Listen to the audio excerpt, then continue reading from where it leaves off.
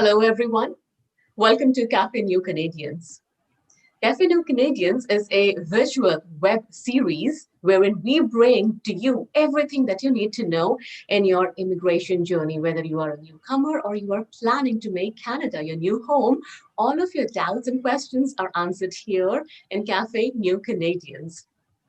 Today, in this session, we will be discussing a very interesting topic, the essentials you need in your job search toolkit. What are the essentials? We will be diving in deeper. Cafe New Canadians is brought to you by New Canadians. New Canadians is a TV and web-based show, and if you have joined us from within Canada, you can watch our show on Omni Television. The content is also available online on our website as well as on our YouTube channel. We bring to you everything that you need to know, whether you have been thinking about your education, you are an international student, whether you are planning to have your own business or it is your job search. And if it is related to job search, this session is for you because we will be talking about the essentials. Well, I am your host, Saini. I will be moderating this session, and I am joined by a phenomenal panel tonight. Joining us tonight are three vibrant industry experts who have joined us from coast to coast. We will be joined by Sunna. She is a cultural communications facilitator. Joining us for this session is also Mher. He is a human resource generalist. And joining us is Emmanuel Gallant, who is a career coach. I welcome you all, and I will be asking you lots and lots of questions. And I'm sure all of you people who have joined us right now, whether through Zoom or through YouTube, where we are live streaming this session right now, you have a lot of questions on your mind too. If you do have questions, don't hesitate. Type in your questions, if through Zoom in the Q&A section, or you can write in your questions in the comment section if you are through the YouTube live stream. And also, just to give you an idea, not just our panelists have joined us from coast to coast of Canada. As far as the audience is concerned, I see we have people joining us from Iran, from Jamaica, from different parts of Canada. I welcome you all once again, and I welcome our special panelist once again. And without wasting any more time, I want to begin this session wherein people will get to know what are the essentials they need to have, what are the must-have if they are on a job hunt in Canadian market. Welcome you all.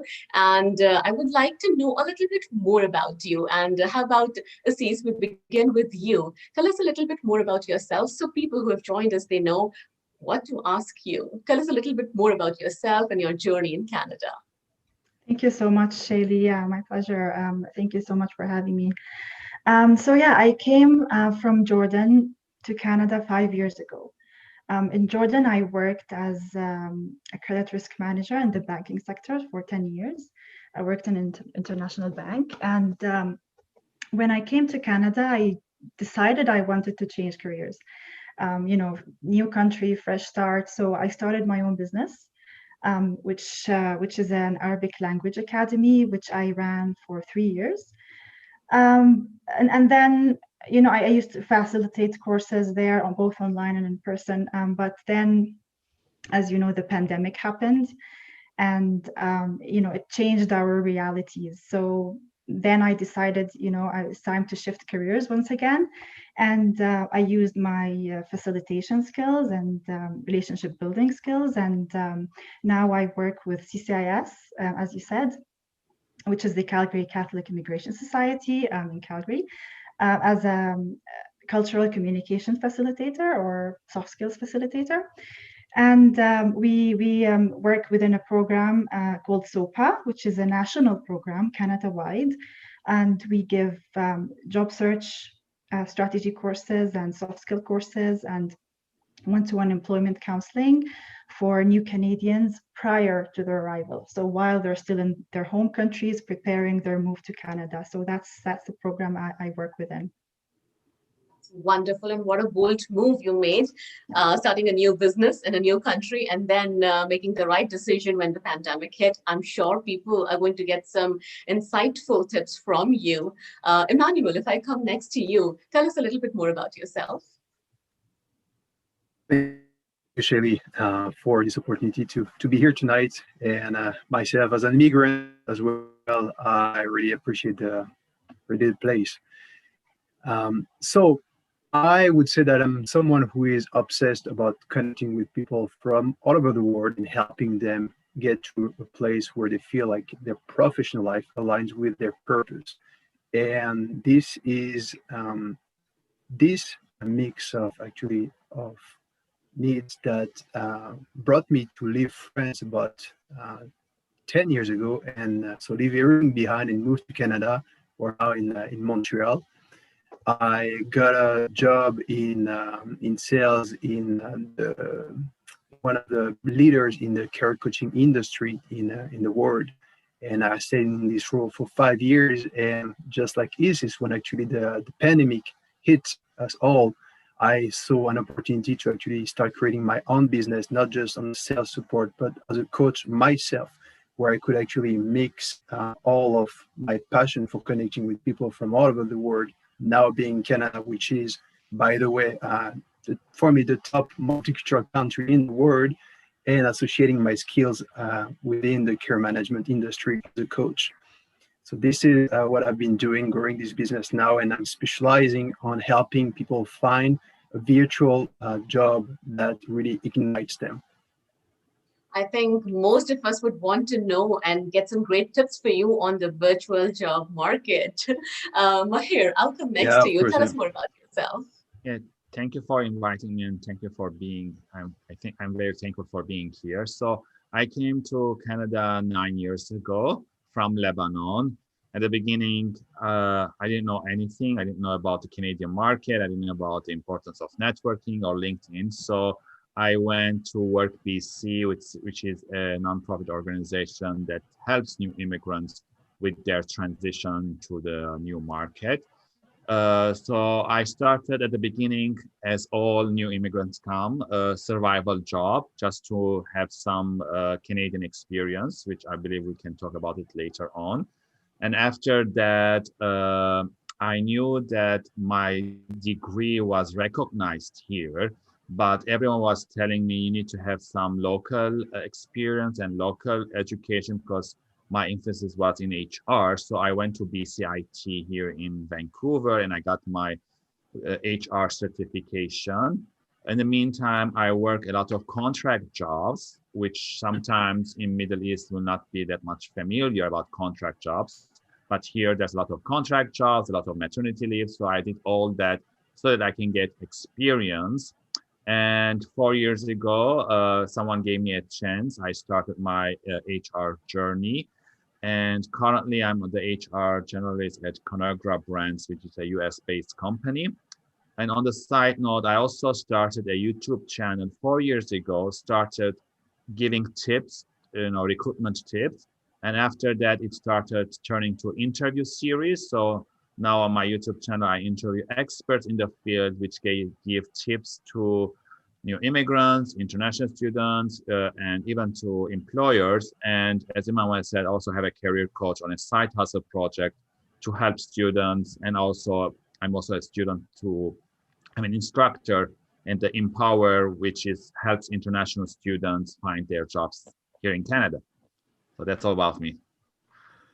You know what? It is so beautiful what I'm experiencing here right now, that the professions each one of you has chosen is driven by passion, and this core motto is to help as many people as you can. And I'm so happy that so many people tonight who are joining us and who will be watching this episode later will be really getting some useful tips. And I think because all three of you come with such rich experience, so before we dive deeper into the essentials of job search toolkit, how about we give our audience a better understanding of the ever-evolving Canadian job market itself.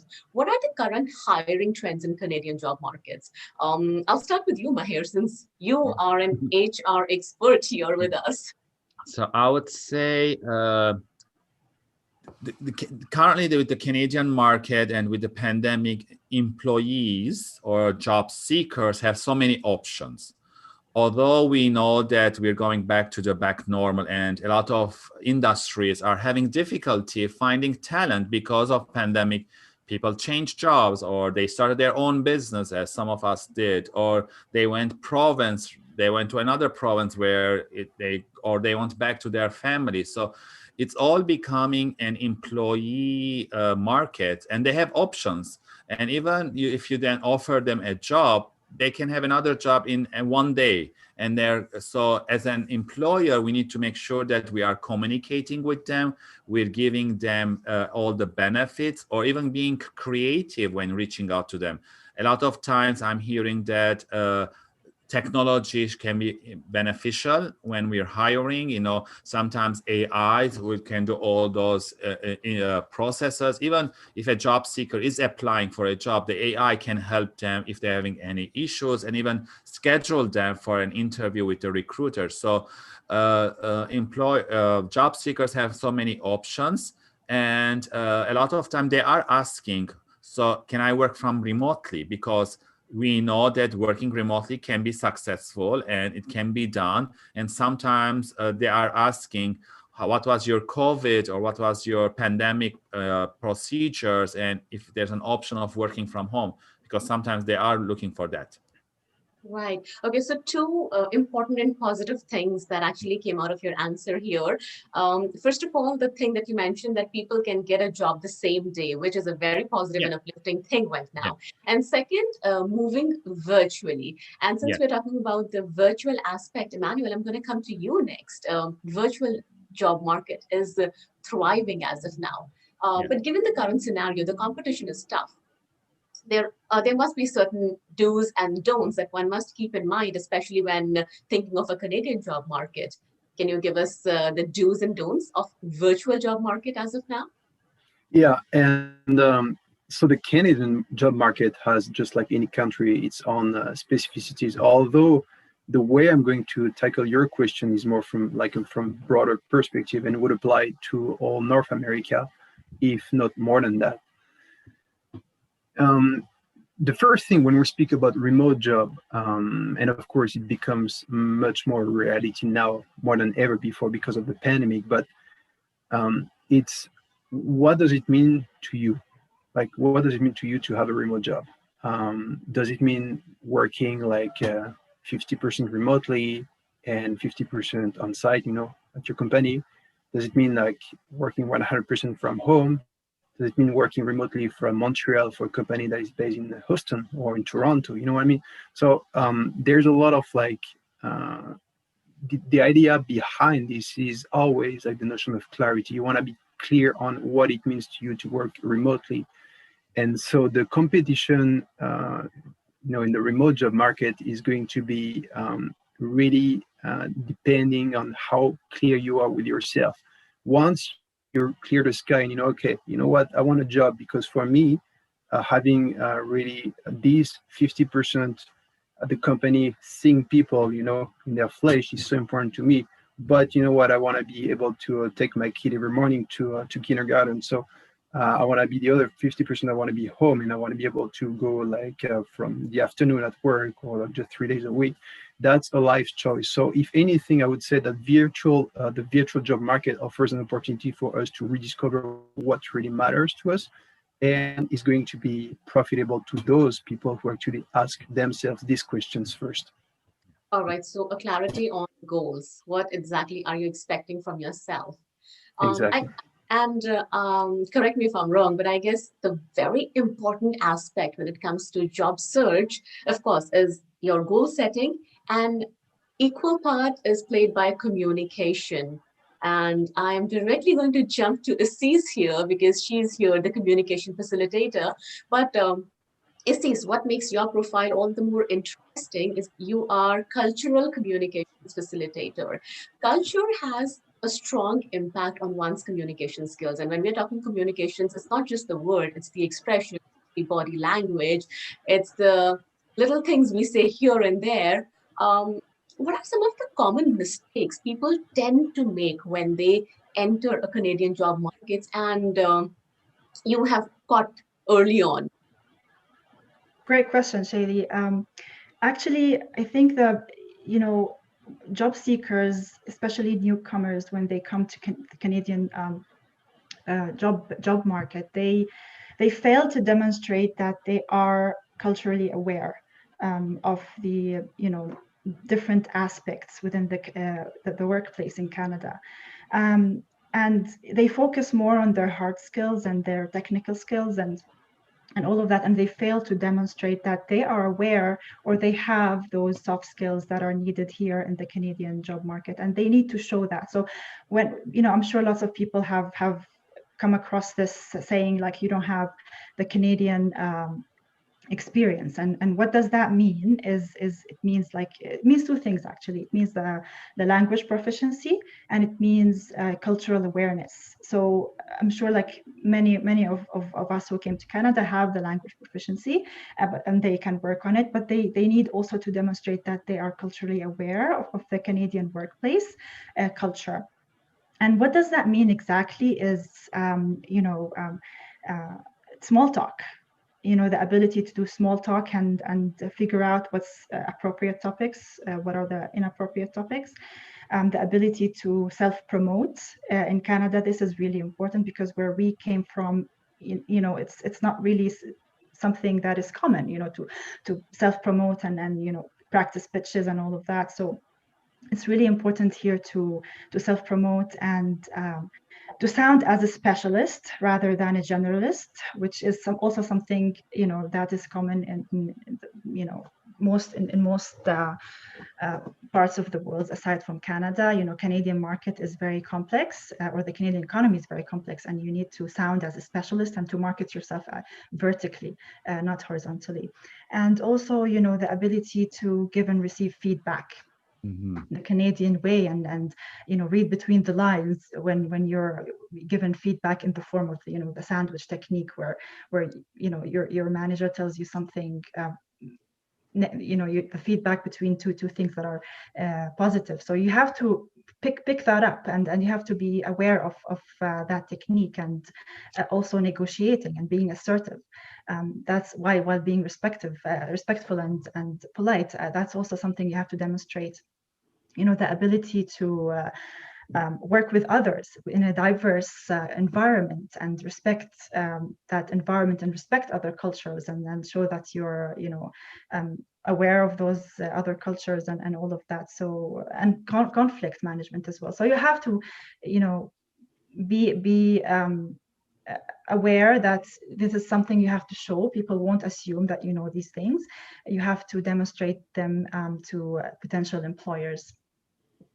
Right. So it's pretty much presenting yourself as a complete package, right? Okay, and you highlighted a point that one must be able to share the knowledge of cultural awareness. How do I do that? If I'm sitting with someone who's interviewing me, how do I demonstrate that? Isis, if you can give that answer first, and then I'll take the answer from Mher and Emmanuel as well. Yeah. So as I said, like you need to show that you are aware of these things that I mentioned, and you know, when asked about conflict management, for example, you need to demonstrate that, yes, I know how to manage conflict, and these are the words I would use. This is how I would listen. This is how I would respond. I respect cultures. You just be polite and nice, and that by itself shows that you understand the Canadian culture. You demonstrate that you know how to chair meetings and deliver presentations and all of that. So by communicating that, okay, these are the things that I know are unique to the Canadian workplace, and I'm aware of them, and I have worked or volunteered within Canada. Mm-hmm. And I have acquired those skills. So yeah, I mean, it brings me to the point of, also it's important to invest our time job searching and volunteering as well, and that's also will show the potential employer that you are aware of the Canadian workplace culture because you have volunteered in a Canadian workplace. All right.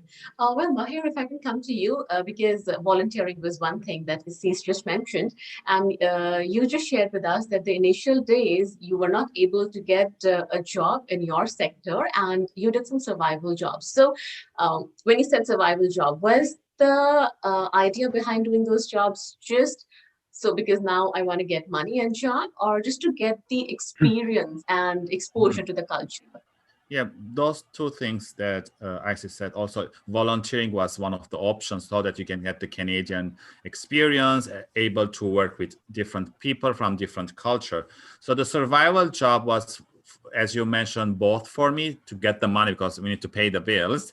And the second is to get that experience, because once you come from abroad and a recruiter or someone sees it, your resume, yes, you have all the skill set, let's say in your sales or in management or even in HR. Yes, you can do it, but I want to make sure that you can understand the Canadian market, or you can understand how to work, human rights or employment law. So that's why it was important for me to go to school to know those skill sets. And the survival job gave me some of the soft skills, as mentioned, conflict of interest, how to work with different people from different backgrounds, how to be able to, even dealing with customers, because it's totally different dealing with customers here or dealing with the customers in your hometown.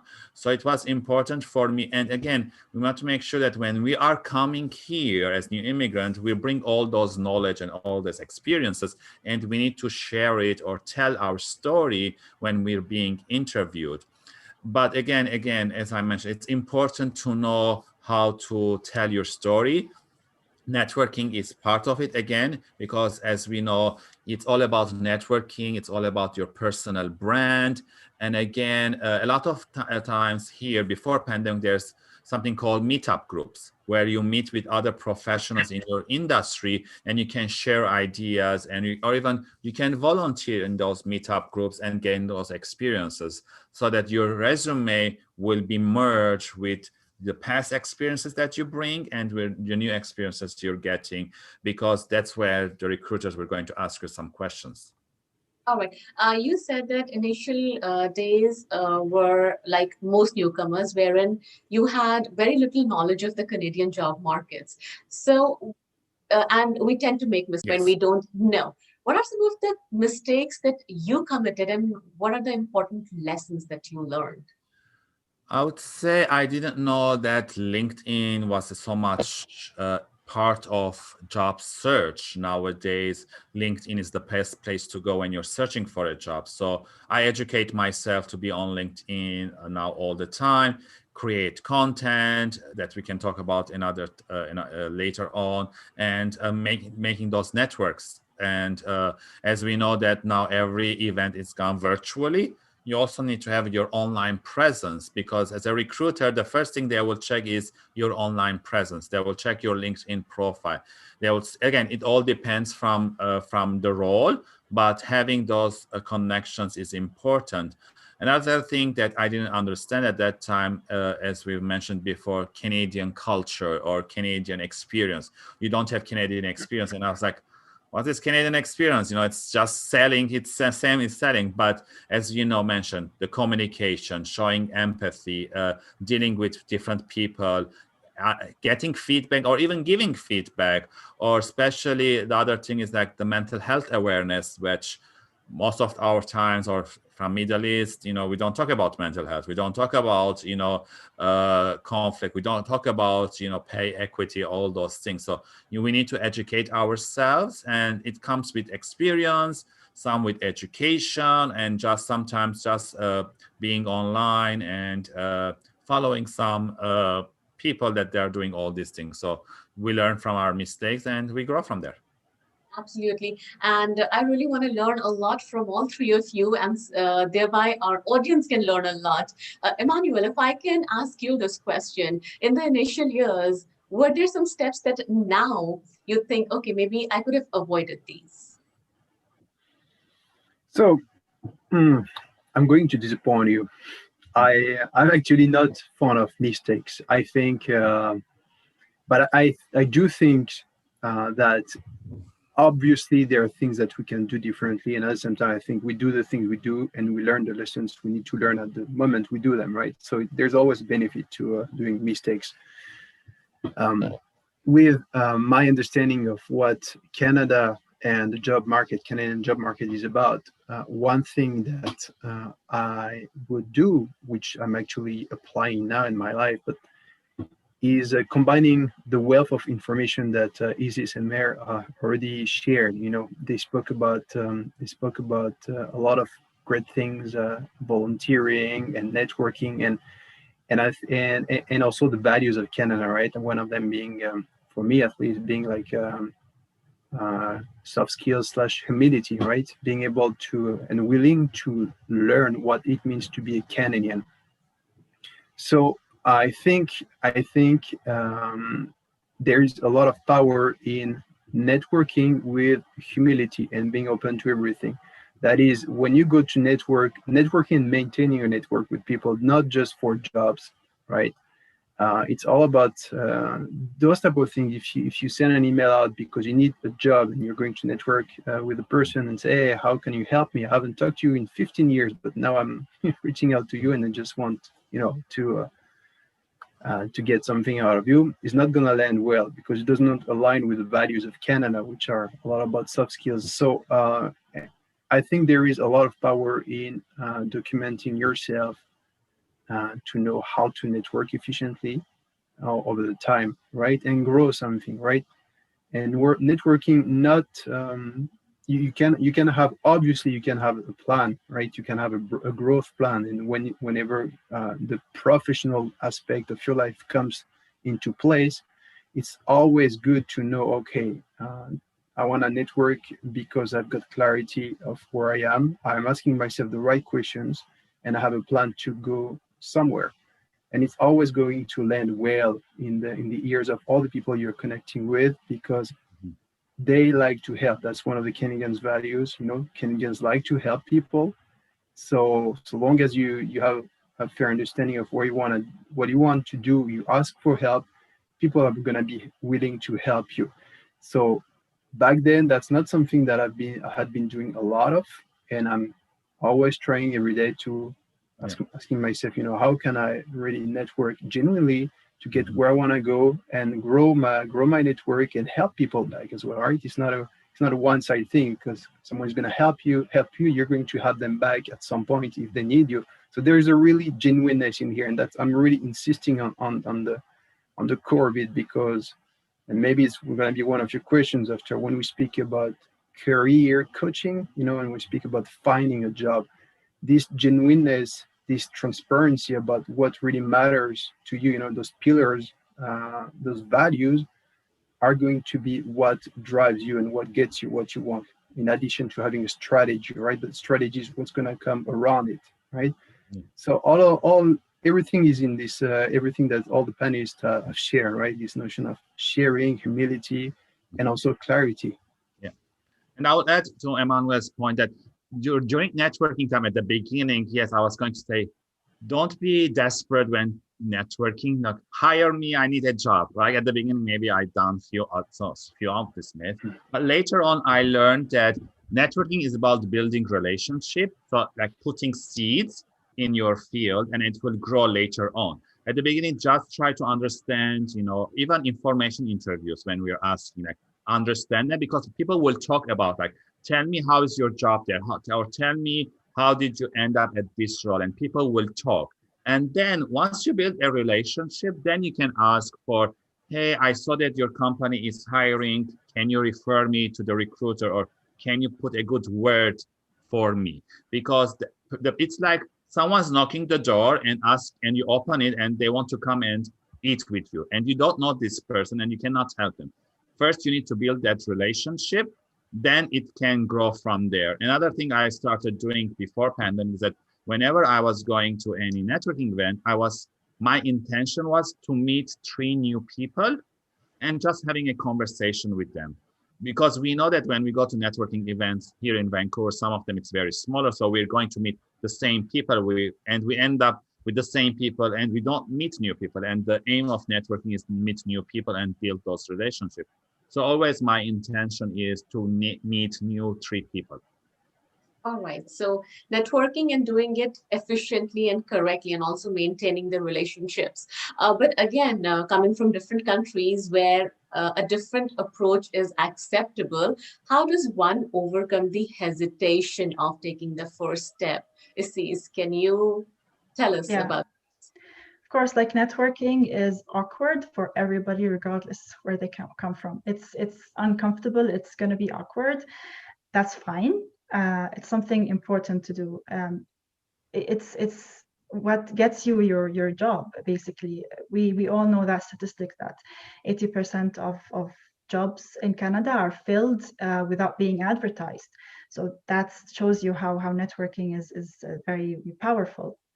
And you have to speak to the right people and keep constantly building your network, and start early, start even before you come, through a great LinkedIn profile, and connecting with people and asking them questions, as Mher and Emmanuel said, and just building those relationships. And a good strategy in building relationships as well is offer your help to them. Even if you're new to the country, we all have something to offer. So offer your help to the person you're connecting with. That will definitely foster a great relationship for the future. Offer a help on a challenge. Can we brainstorm on a challenge that you have? Can I make introductions to anybody? We all have our connections of our own that we can reciprocate as well. So offer your help. Networking is important, but it's awkward, and the more you do it, the easier it will become. So just keep practicing, and know that you're not alone feeling awkward and uncomfortable. It's normal to feel that way, and the more you do it, the less awkward it will become. And it's something that you have to do regardless. It's something that you have to do. All right, networking, and efficient networking. The more Yeah. you do it, the better you get at it. Yeah. But things have turned virtual. And I guess for a lot of us, maybe it's comfortable because they're in their comfort zone, but there are this set of people who feel uneasy. Emmanuel, do you have certain tips for virtual networking? Because sometimes people are more at ease in physical setup. I can see you face to face, I can feel the energy, but that does not happen through a computer. Yeah, so those people, I would, if they were to reach out to me, I would first ask them, why do you reach out to me? Physical, it's so important to you. Why is it that you want to find a virtual job? There is obviously something that, makes it attractive to you, that is of higher importance than the discomfort, right, or the unease. So I would bank on that. Okay, what makes it great to you? Does the perspective of working from home 100% and being here for your family ignite you enough to overcome this fear, right? Because we're all speaking those unease, those are fears, right? So how do you get over your fears? Is by doing it again and again, just having more exposure. Can start with a little Zoom call. It's just Mher could. I'm sure you could say that. But when you started your YouTube channel, I guess the first videos were not like, there's some level of stress. You're like, okay, well, am I saying it right? Or I'm just doing the same video for the 50th time, and this one is a good one, right? So it's the same as for people who have their own businesses, right? Same overcoming this level of discomfort, doing it again and again and again, and at the end, just becomes easier. Now there are going to be people who are still more bound to being physically, with people, with others, and for whom it's a no-go to be like all the time virtual. And maybe they can find an arrangement, but at the end, because the economy put us in this situation that Zoom is or has been. Now I hope it's going to be better in the next months, right? But the new reality, it's about really understanding, okay, how can I make this new reality work for me? So if I were to just finish with this segment, I would say, if anything, I find that there's a lot of like growth potential in this new reality, right? It confronts you to what makes you uncomfortable, and it can be a drain just as much as it can be like a a real challenge for yourself. Positive though. Emmanuel, you just said this new reality has a lot of potential, and a lot of potential means a lot of competition as well. I did ask this question in similar lines where you said that goal setting, of course, having a clarity is what one needs. But in a highly competitive market where for the same job, maybe you have like thousands of applicants and there's just one seat, right? That one person, how does this person brand himself or herself for that one position? What could be the 3 top tips from you? Okay.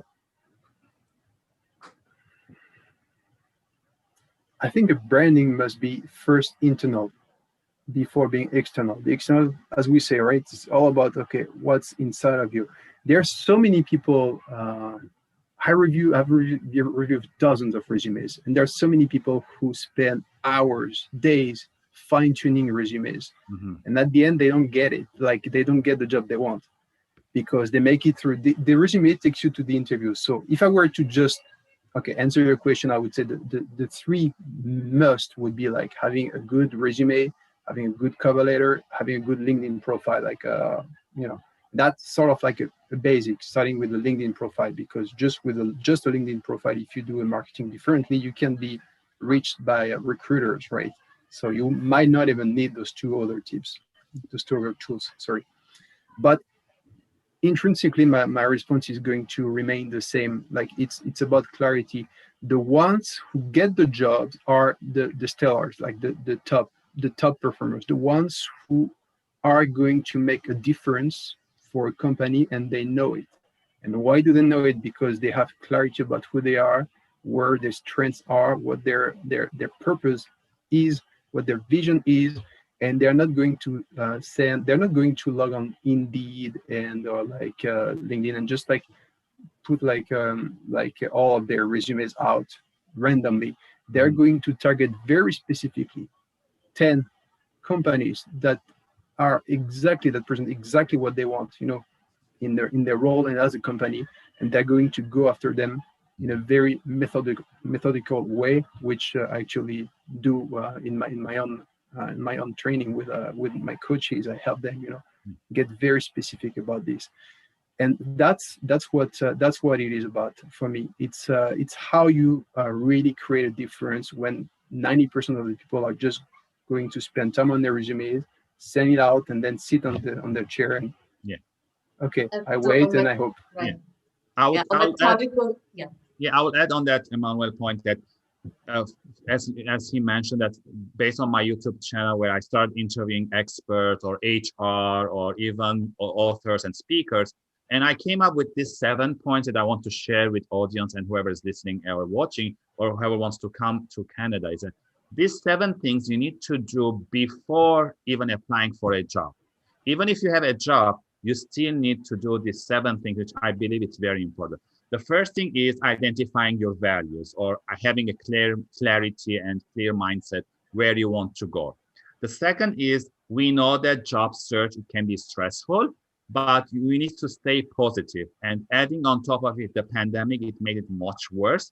So staying positive and having a specific schedule for your job search will help you. The third thing is, I would say, is that the personal branding that we talked about, it's how you sell yourself, which sometimes it was very unclear or new to me how I'm going to sell yourself. But at the end of the day, when you are in the interview panel, you are selling yourself, you're selling your skill set.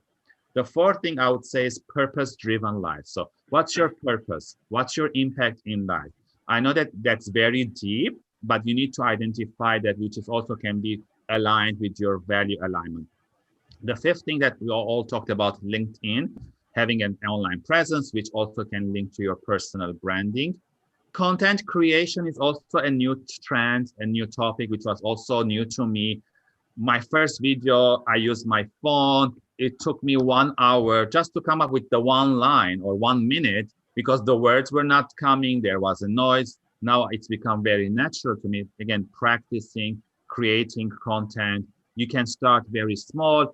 I tell my clients, identify 10 companies that you want to work, follow them on their social media platforms, engage with their content, engage with the people who already make posts or comments on that content. And that's how you build that relationship that we talked about. And finally, networking. So it all comes all together before even applying. And a lot of times, I wish I knew this before I came. So if you're trying to come here, build those relationships.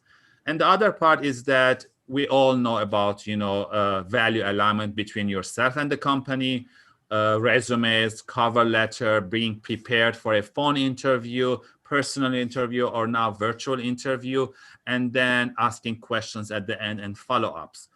We know that part, but I believe those 7 things that I mentioned before applying will make you a difference, will make you that you know what you're talking about and you're showing your passion and your interest. Absolutely. These are 7 wonderful tips, and one can efficiently plan for the job search. And like you said, job search itself can be stressful. And Isis, would you want to add something to that? Because you also help people with their pre-arrival planning. Yeah, exactly. I agree with everything that was said. I would also suggest, for job seekers, finding mentors. Mm-hmm. And I would suggest, finding a career mentor and also a cultural mentor, someone that you can go to with your questions and advice, and someone who can help you navigate this new culture and this new country. There are lots of websites. I believe that you can, navigate and be connected with a mentor. Some paid, some free of charge. So yeah, finding a mentor is really important. And to build on what Mher said about, finding your values and all of that, we often suggest to our clients is keeping a notebook where you write down your thoughts, and most importantly, you write down your skills and abilities whenever they come to you. We have done lots of things in the past, and we know ourselves. So sometimes it's something that is implicit, but it's important to put them in paper, write them down. Everything that you have, your abilities, your skills, your achievements, and write them down in a form of action statements, so that it's easier once you prepare your resume, or once to prepare an elevator pitch. It's easier for you to pick and choose what is relevant, and put that into your cover letter, resume, your pitch, whatever you want to do. So prepare that notebook, keep it handy, and put everything in it. Like, even if it was coaching my kids league, or your academic achievements, as well as your soft skills and hard skills, and all of that, just keep them we call it an inventory, or skills inventory. It's really important. I would also suggest working on your pitches, working on a short pitch and long pitch. And this comes, this ties in with the self-promotion bit that we mentioned. It's important to be vocal about this, because no one will assume what you did. You have to tell them. Work on the pitch, keep practicing it until it becomes natural conversation. Yeah, that's it. Beautiful. And I guess having your own journal and writing down things, like you said, an inventory, a list, will help one person to actually have that story for conversation. Like Mher, you said initially that during the small talks, having that story that you can start with, or that you can kind of sprinkle in your conversation, can really uplift a talk. Another topic that I would want to touch upon here is career change. Mher mentioned here that initially you did some jobs that were not in sync with your career line. Isis, you made the choice of switching careers. For you, it was choice. For Mher, it was a situation, right? But either ways, in some way, ultimately going forward, it will help me. So, but then, people initially, when they are in that situation, they feel helpless or clueless. What would you want to tell such people that, what, just take it and go ahead and learn as much as you can. What are going to be your advice or tips on that? If I can start with you, Mher. Yeah, I would say when I started working at the beginning, I was in the warehouse, and the working hours like the morning shifts from 6:30 till 2:30. And by the time you arrive home, you're already tired. But I also, as Emmanuel said, had a clarity in mind that this is something temporary. This will help me get to my next step. And my next step was to find something in HR. So whenever I went home, I made sure that I spent 2 hours trying to find either volunteer work or try to find a job, adjust my resume and send to that. And even if it was a rejection, I was gaining experience. I was gaining how an interview was done. I was practicing it because I didn't know at the beginning that I need to be preparing. I didn't know that I need to research the company.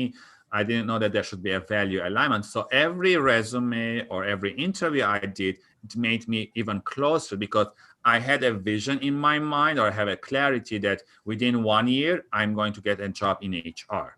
So that's how it ended up. Just being consistent and having a journal, or nowadays everyone talks about.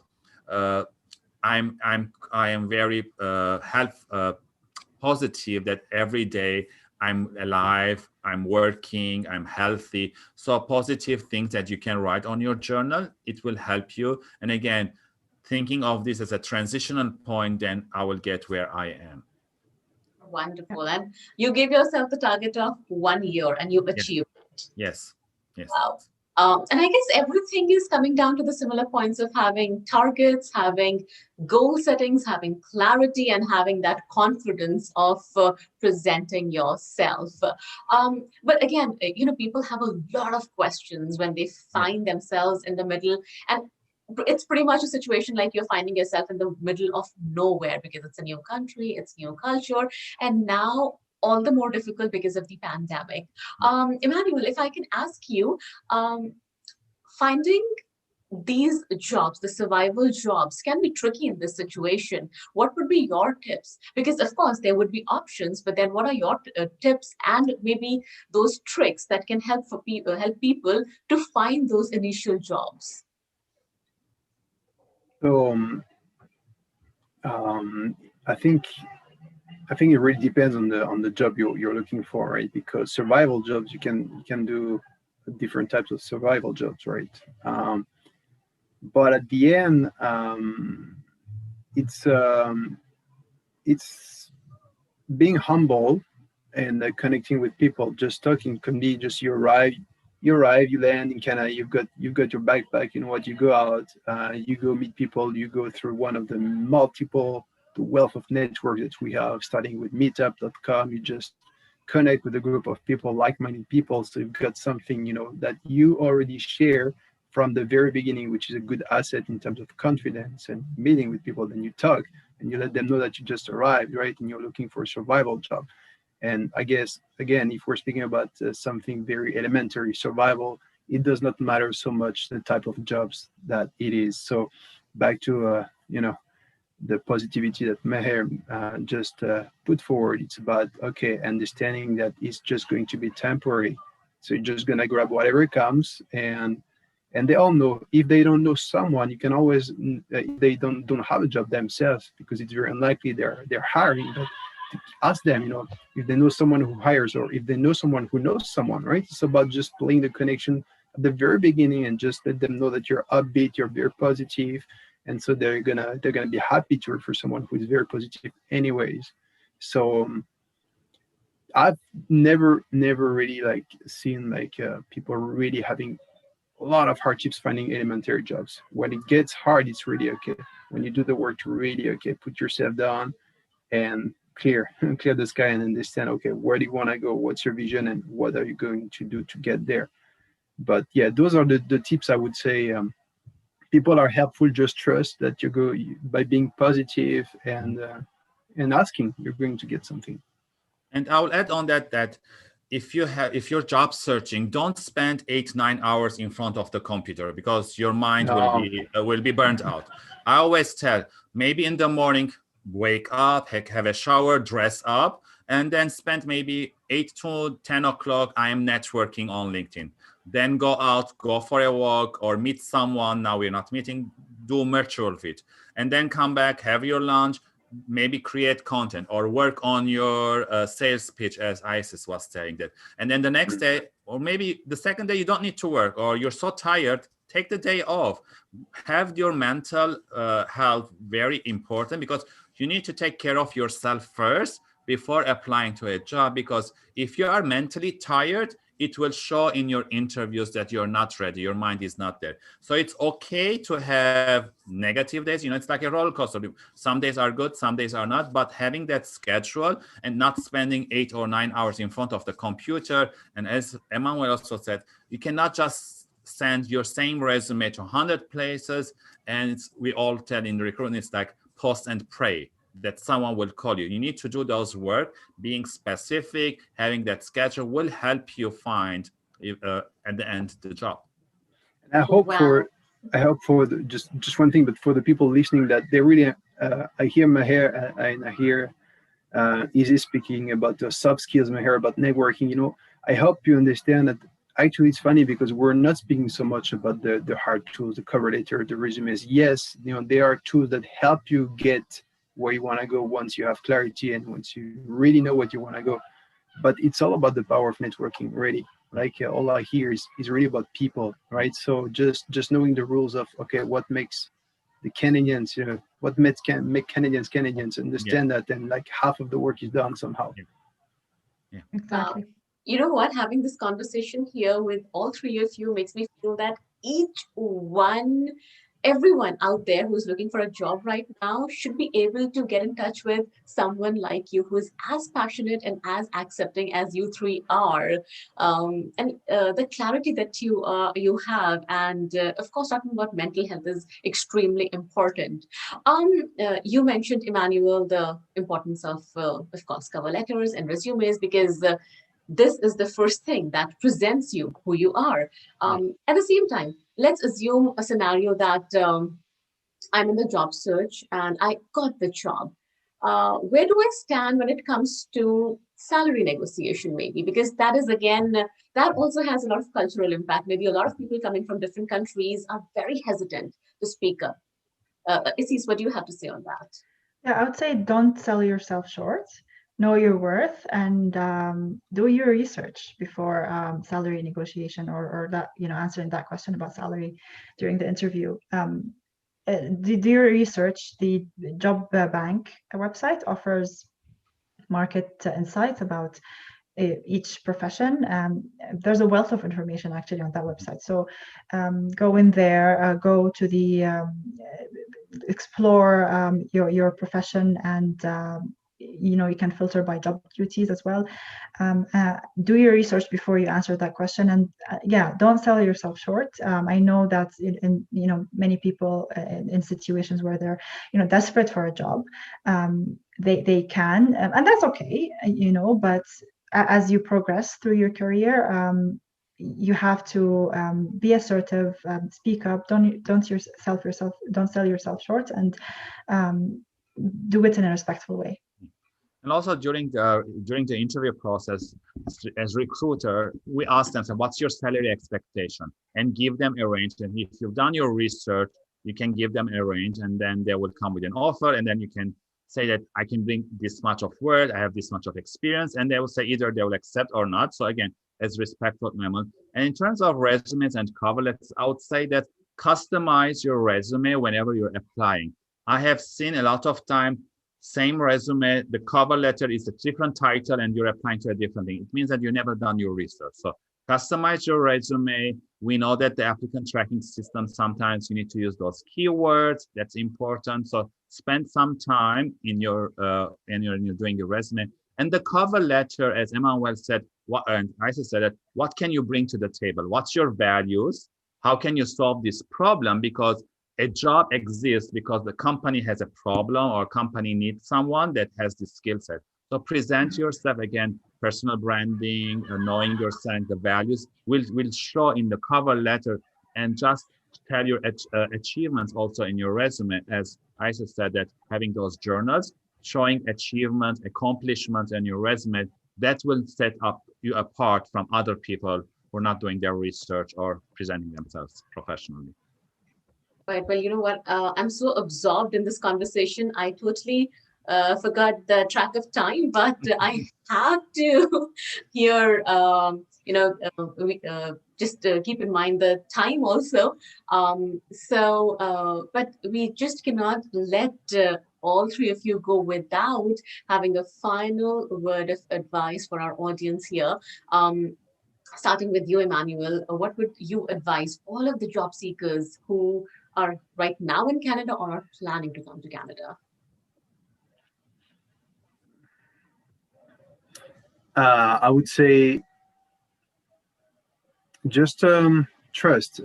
First start with yourself. Trust. Understand that your capacity to get a job that you like will be of equal proportion to how much you want it, right? And how much you want something is always going to come from how much clarity you get about it. I know I speak a lot about clarity in here. We're already always coming down to that. So just understand, okay, what's the next step? What makes part of the next stage for you in your life? Get clear about it, and then reach out. Don't hesitate to reach out to people. If you know that the next step for you is to be like a mechanical engineer or IT person, just reach out or look for the company that you want that has the specificities you're looking for. Look at the people, look at the IT people, and just reach out. Ask them questions. Be genuine. Show genuine interest, and they're going to like it, and they're going to help you. As Isis brought up, right? They can be your next mentor. So just spread, right? Don't be shy. Just be curious. Go out, ask questions. Assis? Yeah, I would say pay attention and be a keen observer of the Canadian culture. Ask questions. Also find mentors that you can ask questions to, connect with mentors, and stay positive. Practice self-promotion, and don't undermine the power of networking and the power of volunteering. Okay. Mher, what would you say? I will add to that. Yeah, know your values, know who you are, know your worth, staying positive. Again, LinkedIn and networking are very key. Start before coming here. And whenever you're sending any LinkedIn request, you know that you can adjust the message. Say that, hi, Mher, I saw you on this panel. I'm very passionate about what you're talking about. I like to connect. I like to ask you a few more questions. If you have that message, it will open the door to conversation. And don't just send request to meet. Just be strategic, who you want to meet and what's the purpose behind that connection. Absolutely. Well, I thank each one of you for joining us for this session and sharing your insights. And definitely this session, like I said, I was so absorbed, I completely lost track of time. But thank you so much for your time and for sharing your knowledge with us. Thank you, Shaili. Thank you for Pleasure. Thank you very much. And to each one of you, we tried diving as deep as we can to understand what are the must-haves or essentials in your job search toolkit when it comes to Canadian job market. Well, it was just one of the topics. And just like this topic, we bring to you everything that is of importance to immigrants, newcomers, or immigrants to be. This was brought to you by Café New Canadians. Café New Canadians is a virtual chat series where every week we bring you topics of deep interest, and Café New Canadians is brought to you by New Canadians, which is a TV and web-based show. To stay updated with all that we bring to you, subscribe to our newsletter and you will never miss an important information from our side. Also, subscribe to our YouTube channel. If you press the bell icon, you will get all the notifications of all the latest updates. And like I said, anything to do with the newcomer's journey, if you have any questions, you will definitely find the answers here. So you stay connected with Café New Canadians.